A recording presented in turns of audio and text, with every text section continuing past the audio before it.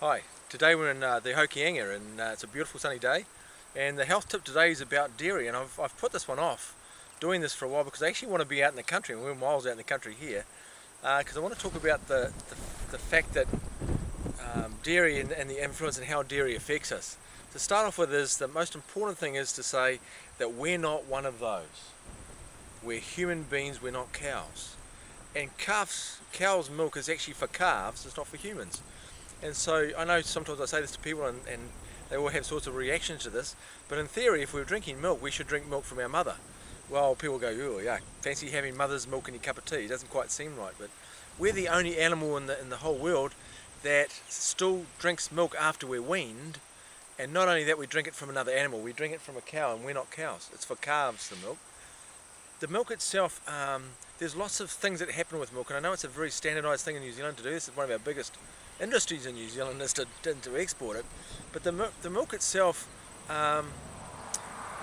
there's part of the milk that forms lots of mucus. You know, when you have mucus in your nose, it forms lots. Sorry, just cars are going past. Just sometimes when you're drinking the milk and the cheese products, you get blocked up noses because it forms mucus inside your body. It's very, very damp and it's very cold, and it's not necessarily good for your health. The other thing, when it's pasteurized and when it's homogenized, the heating up of the milk changes the long chain fatty acids in the milk, and it makes it so our own human body can't actually absorb it. If you could drink it straight from the cow, it'd be a lot more accessible to the human beings, but as soon as they heat it up, it changes it. So there's lots being said about this, lots of information about this, lots of research being done on this, and I'm just saying, well, there are other things you can have as an alternative, and I'm not saying sometimes you could have soy milk, and I think soy milk is quite high in estrogen, so you've got to be a little bit careful with that. But I think you could use an alternative like rice milk or something if you want it in your cup of tea. That's a lot less harmful to you and a lot better for your system and for your body. And I just think that getting rid of all the animal fats and stuff in the milk and all the stuff that it does to you and how it makes you internally, and it makes you put on weight as well, is a good thing. So I think it's important that we all know these facts and realise, as I say, we're not one of these. And so the big thing is we're human beings, so we're not meant to be, I don't think we're meant to be drinking this.